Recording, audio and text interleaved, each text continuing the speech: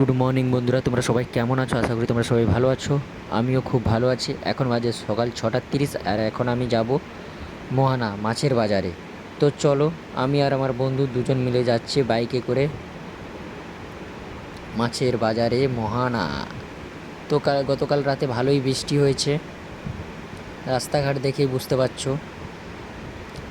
এটা যে দেখতে পাচ্ছ এটা হচ্ছে পুরীর মন্দির, যেটা দীঘাতে হচ্ছে জগন্নাথ ধাম।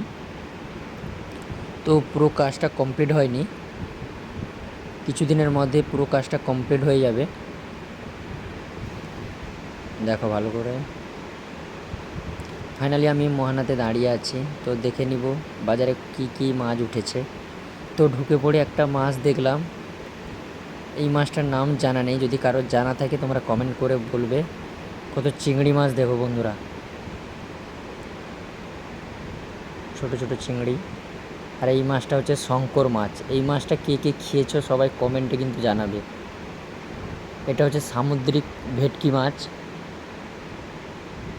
আজকে মোহানাতে ভালোই ক্রাউড, তাই ভিডিও ঠিক মতন করতে পারছি না। এদিকে মেঘলা আকাশ, বৃষ্টিও পড়ছে।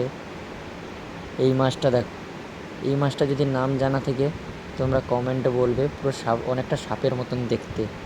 এখানটায় ইলিশ পমপ্লেট সবই আছে। তো আজকে যে মোহানাতে 1 কেজি সাইজের যে ইলিশগুলো, ওগুলোর দাম হচ্ছে 1400 টাকা। আর 150 গ্রামের যে পমপ্লেট মাছ, এগুলোর দাম হচ্ছে 450 টাকা।